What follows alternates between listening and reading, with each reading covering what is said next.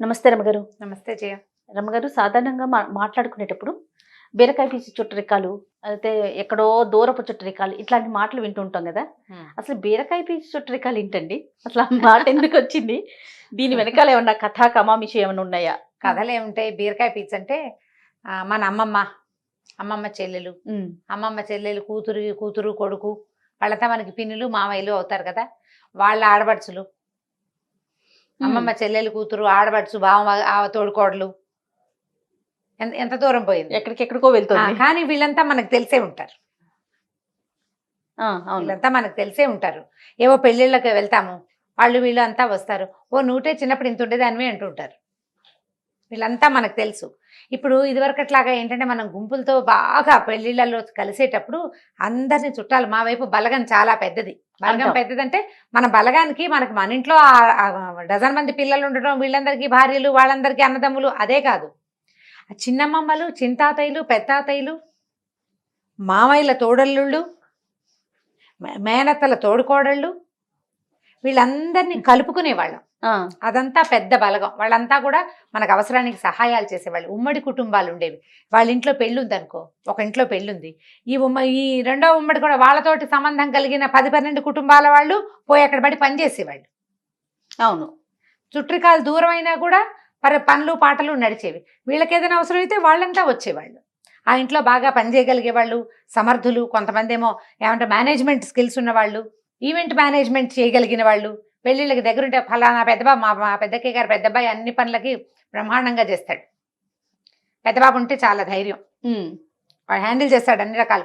వంట వాళ్ళని హ్యాండిల్ చేసేస్తాడు, పెళ్లి మండపాన్ని హ్యాండిల్ చేసేస్తాడు, ఏదైనా తగాదా వస్తే దాన్ని హ్యాండిల్ చేస్తాడు. ఫ్యామిలీకి ఒకరు ఉంటారు కదండి, అట్లా ఉంటారు కదా.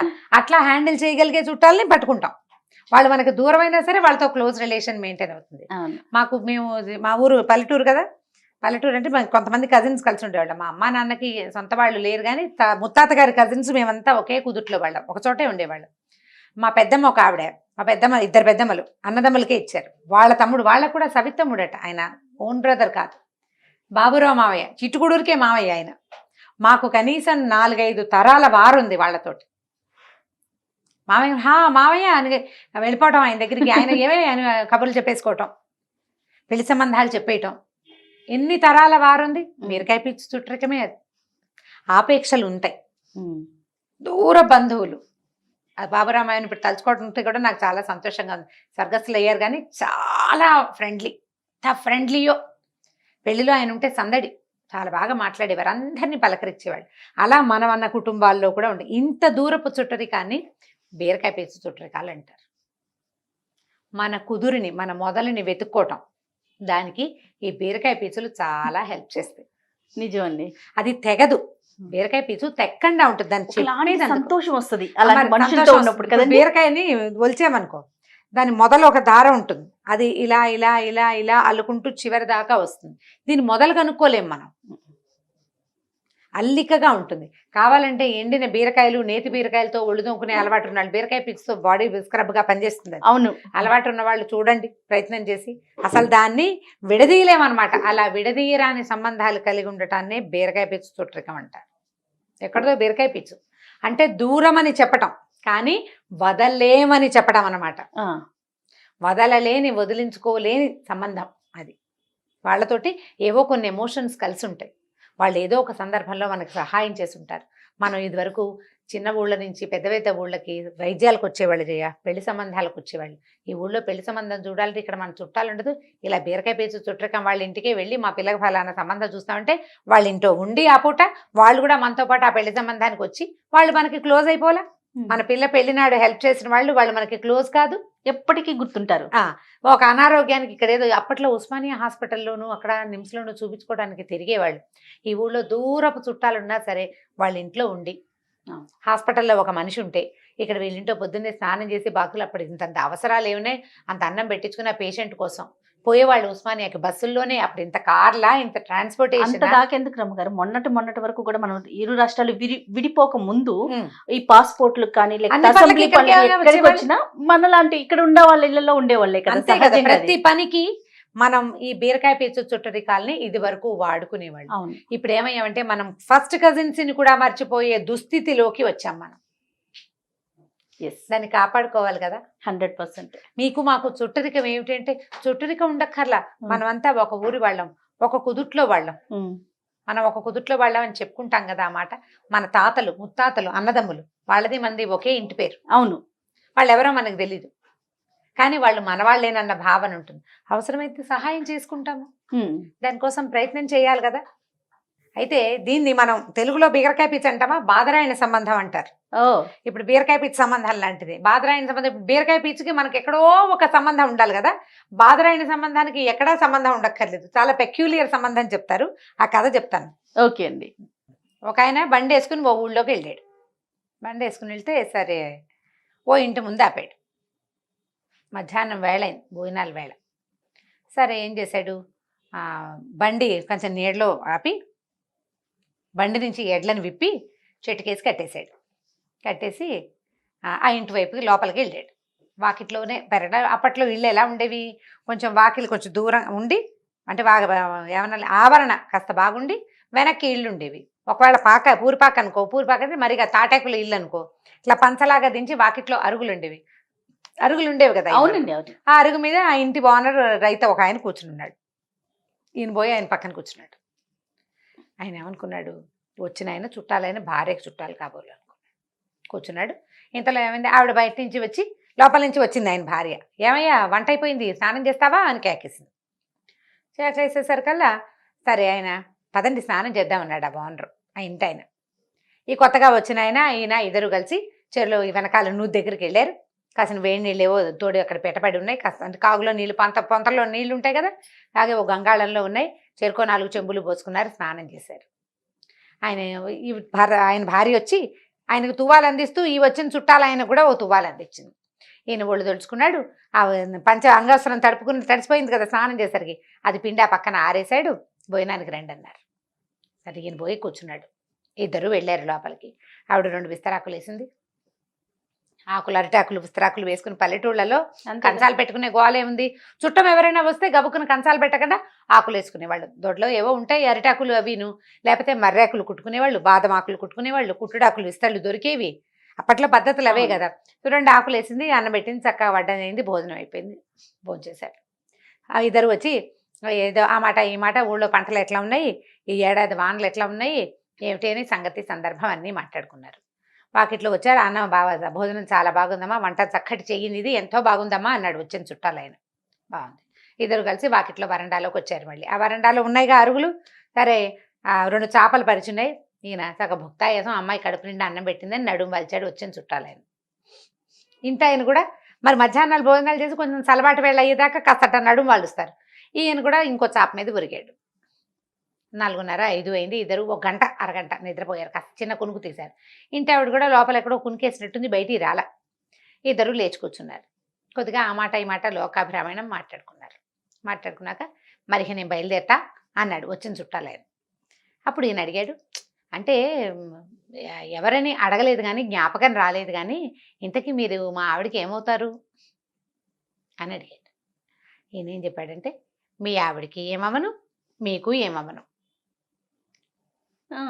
అనేసరికి ఇంటి ఆయనకు అర్థం కాలే. ఈ ఏమీ అవ్వని వాడు మన వాకిట్లో కూర్చున్నాడు, మన పరెట్టో స్నానం చేశాడు, నువ్వు దగ్గర ఇంటి ఆవిడ పొడ్డిస్తే తినేశాడు, మధ్యాహ్నం చాప మీద కునికేశాడు, ఎండవేళప్పుడు వచ్చింది చూడటం. మీరెవరు ఏమిటని అడగకూడదు, అట్లా రండి భోజనానికి అనాలి, భోజనం చేసేయాలి. మీ దొడ్లో మంచి రేగి చెట్టు ఉంది కదా అన్నాడు. అవునండి, మీ ఇంట్లో రేగి చెట్టు ఉంది, నా బండి చక్రాలు రేగి చెట్టు చెక్కతోటి చేశాం, అలాగా మీకు నాకు బాదరాయణ సంబంధం ఉందండి అన్నాడు. బదరి వృక్షం అంటే రేగు చెట్టు. రేగు చెట్టు చెక్కతోటి బండి చక్రాలకి మధ్యలో ఇరుసులు వేస్తారు. మీకు నాకు బాదరాయణ సంబంధం ఉంది. మధ్యాహ్నం భోజనాల వేళకు వచ్చాను, చక్కగా అన్నం పెట్టారు, అన్నదాత సుఖీభవ, వెళ్లే దారిలో ఎప్పుడైనా అవకాశం ఉంటే సావకాశంగా మళ్ళీ కలుసుకుందాం, వెళ్ళొస్తానన్నాడు. ఆయన నిర్ఘాంతపోయి చూస్తూనే ఉన్నాడు. ఈ బాదరాయణ సంబంధం పెద్ద మనిషి బండికి ఎడ్లు కట్టాడు, వెళ్ళొస్తాను నమస్కారం అని వెళ్ళిపోయాడు. చాలా బాగుంది. మనకి సంబంధం ఉండాలే కానీ మనం ఉంచాలని అనుకోవాలి, కానీ ఏ చిన్నదాన్నైనా కలుపుకోవచ్చు. చూడండి అసలు మన తాత ముత్తాతల నాటి కజిన్స్ కూడా ఇప్పుడు నేను ఏ అమెరికావో ఆఫ్రికావో వెళ్ళాను అనుకుందాం, మా ఇంటి పేరు ఎస్టీజీ వరదాచార్యులు గారు మనవరాలని నేనని చెప్పాను. ఎస్టీజీ వాళ్ళ మాకు చుట్టాలండి అన్నాడు ఆయన. ఎవరో నేను ఆయన చుట్టం అయిపోలేదు. ఆయన మొహం, ఆయన మా తాతగారి మొహం కూడా చూసుంటాడు. అవును, తాతగారి మొహం కూడా చూసి ఉండకపోవచ్చు, మేము ఎవరో ఆయనకి తెలుసు, కానీ ఆ పేరు ఆయనకి తెలుసు. పలానా ఇంటి పేరు అని చెప్తే చాలు కదా మనకి. ఏ ఊరు, ఎక్కడ, ఏమిటి, ఓహో ఆ వైపు అండి, అలాగా, మేము ఎస్టీజీ వాళ్ళవేనండి. ఆయన మేము కనీసం 20 తరాల గ్యాప్ ఉంటుంది. ఇంటి పేర్లు మారవు కదా. మనం ఒకటి. ఎస్టీజీ ఇంట్లో పుట్టిన ఆడపిల్లలు వేరే సంబంధాలు చేసుకున్నప్పటికీ ఆ ఎస్టీజీలో ఉండే వాళ్ళకి తప్పకుండా అక్క చెల్లెళ్ళలో మేనత్తలు అవ్వాల్సిందే కదా. అంతేగా, రక్త సంబంధం ఉన్నట్టే కదా ఎంతో కొంత. దాన్నే బీరకాయ పీచు చుట్టరికం అంటారు. బాగుంది. మన వాళ్ళని వీళ్ళు మన వాళ్ళు అని భావించటమే చాలా ప్రధానమైంది జయ. ఇప్పుడు మనం దాన్ని కోల్పోయాం. అవును, ఈ కథకి బాదరాయణ సంబంధానికి బీరకాయ పీచు చుట్టరికానికి పెద్ద సంబంధం లేదు.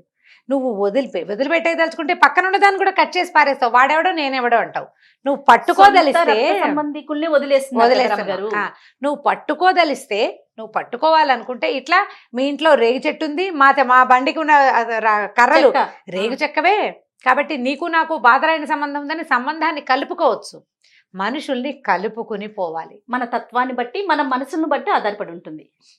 కలుపుకుపోవాలి. అప్పుడే మనిషి సంఘజీవిగా ఉంటాడు. ఇతరులు మనకి సహాయం చేస్తారు, మనం ఒకరికి సహాయపడగలుగుతాం. మనకి మనుషులు ఉంటారు, మనం ఎప్పుడూ ఒంటరి వాళ్ళం కాము.